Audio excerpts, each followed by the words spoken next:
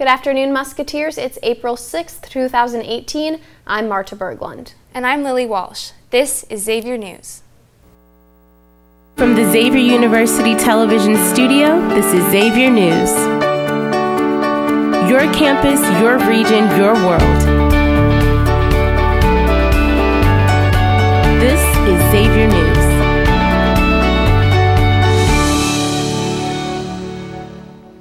America's trade relationship with China is becoming more contentious while talks of a trade war rise.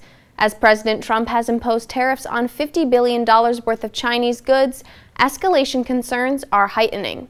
No one is 100% sure of what exactly would happen if these trade laws were imposed, but one thing is certain. The billions of products which come to the United States from China would become more expensive to American consumers. These tariffs are America's response to Chinese theft of U.S. intellectual property, including patents, software, and commerce technology. In response to the threat from the United States, China hit right back and announced a 25% tax on $50 billion worth of American exports. As of last Sunday, Trump said no more DACA deal and threatened to pull out of NAFTA. After a series of tweets, President Trump became very critical of Mexico's border security, saying, quote, "Mexico has got to help us out at the border. A lot of people are coming in because they want to take advantage of DACA," end quote. Later that day, he announced that he would no longer support a deal on fixing the DACA program that was initiated by Barack Obama. He threatened to pull out of NAFTA if Mexico fails to step up their border security. For some campus news, Xavier's Student Activities Council has been preparing for this year's Xavier Fest, and this year's lineup was announced on Tuesday afternoon. Xavier Fest is one of the biggest events on campus, combining musical artists and food vendors to create a festival feel. In years past, artists like Marky Basie and Magic have headlined at the event. On Tuesday afternoon, it was revealed that Mike Stud will be the event's headliner, with other artists like Cassidy, DJ Jacoby, and Lee DeWise joining the lineup as well.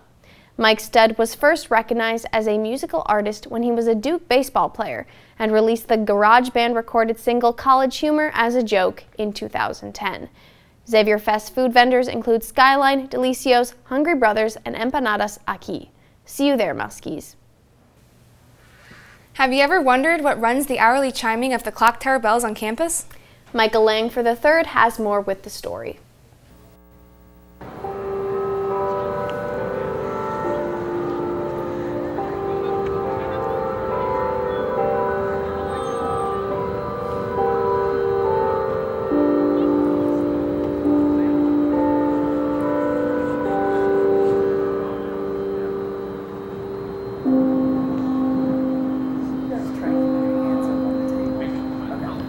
It's not the biggest deal, but it's less often.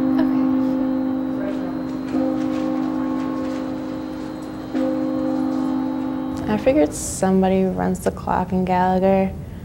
I don't know if physical plant takes care of that or physical plant just takes care of dorms, or if it's someone else who runs the main buildings.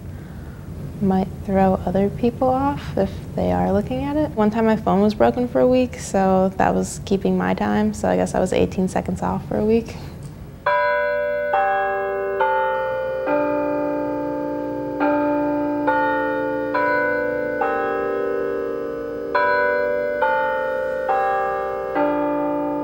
I'm the manager of the Gallagher Student Center and also the Office of Commuter Services.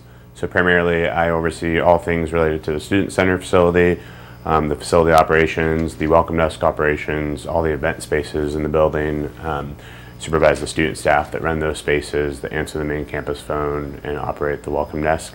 Obviously it's kind of an iconic piece on campus. I was not aware of it even when we were sitting up here prepping. We saw that it seems like, I don't know, 15 to 30 seconds off, but it's easy to set.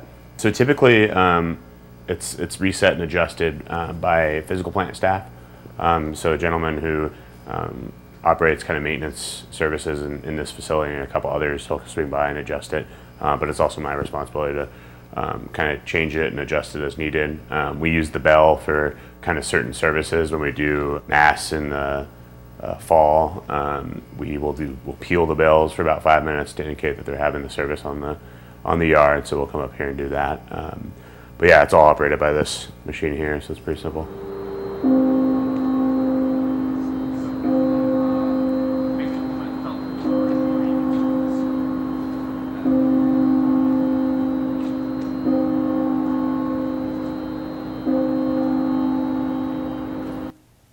In national news, a magnitude 5.3 earthquake hit Southern California yesterday.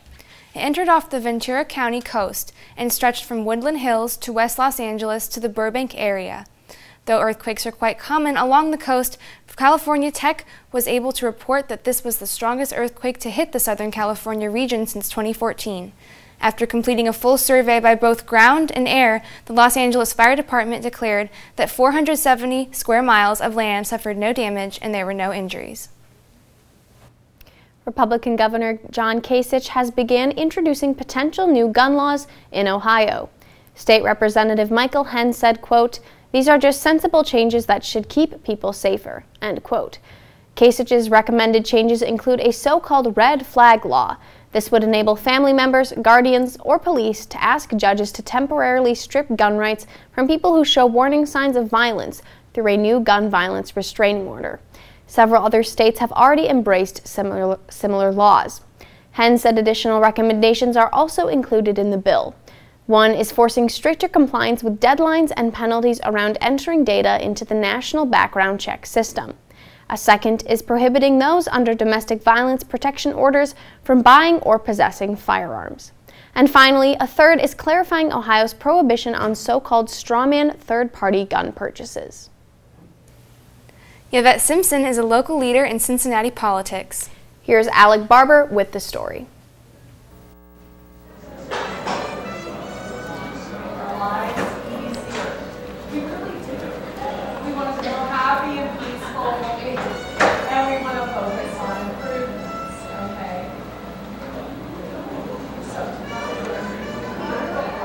Growing up in Lincoln Heights especially, I decided I wanted to be a lawyer when I was 8 years old. It was something that was a dream for me. No one in my family had ever gone to college before, and I ended up pursuing that dream despite many obstacles.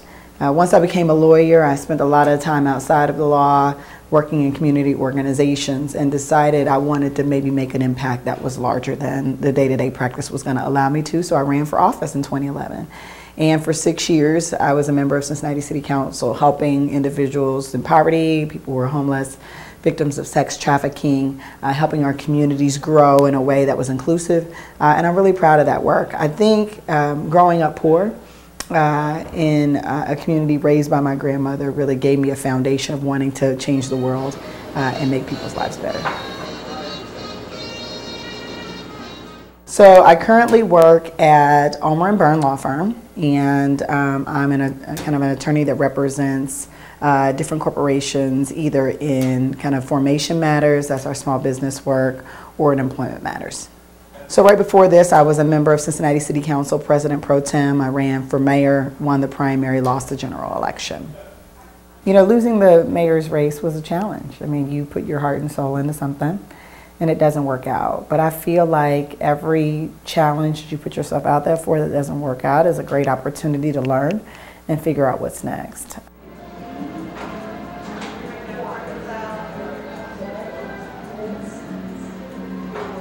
The sex trafficking work came to me. We were responding to a concern by members of the community. They were watching women be abused in their neighborhood. They were worried about the trafficking that was happening, and so we came and participated in a meeting, and we realized that it was a very complex problem that required a lot of different resources. And so we brought together regionally resources like social service agencies, law enforcement, the judicial system, and just regular everyday people to really expose this issue and bring it to light in our community, and to create a task force to respond to that. Money in politics is a really challenging issue. In the last race, there were hundreds of thousands of dollars that were put into the mayor's race from corporate entities. And really what that does is it takes the power away from people who are supposed to, be kind of the individuals who influence government, and it puts it into the hands of corporate entities. So Cincinnati is one of the top 10 most segregated cities in the country today. And a report was just released by the Urban League that was called The Tale of Two Cities, that really documents the inequity that exists between black and white in our city. And then you have classism, where there is a huge divide between rich and poor in our city, regardless of race. I'm really passionate about issues of equity. I think it'll be my next big project, my next big legacy will be working on those issues and doing the tough work of helping our city talk about it, because if we don't talk about it, we won't get through it. So I'm going to try to find ways to work with organizations to work on a couple issues and really move the needle, I think. I'm still a lawyer, and I'll continue practicing until there's no practice left, and that's my skill set and something I'm really interested in. But I don't see a future in politics at this point. I've learned not to say never, though. Recent reports have stated that a train carrying human feces has been stranded in Parrish, Alabama for months now. 10 million pounds of human waste was being transported from New York to New Jersey by waste management facilities. It was placed on the train after a nearby town won an injunction to keep it out of a landfill in Adamsville, Alabama. 200 containers of feces from New York and New Jersey are currently sitting in the train and cannot be moved or transported further due to the legal debate between Alabama and the eastern states. One reporter commented on the toxic waste saying, quote, "God help us if it gets hot," end quote. Frank Luntz tweeted, quote, "The load has been there for almost 2 months and it's making the whole place smell like a rotting animal carcass," end quote. As of now, Walker County in Alabama is still fighting to remove the train and preventing the waste from being dumped into the Adamsville landfill. Until then, they can come to a legal agreement with New York and New Jersey. It will continue to sit on the tracks. President Donald Trump has been hitting many obstacles when it comes to building his border wall. Neither the U.S. Congress nor Mexico will fully fund the project, so the president intends to post National Guard troops along the border. This move will likely escalate tensions between the two nations, but it's a move that was also executed by former Presidents Barack Obama and George W. Bush. According to Trump, the purpose of this is for the National Guard to act in a supporting role to border protection personnel in stopping illegal immigrants. Trump has ordered Secretary of Defense James Mattis to request use of the National Guard troops.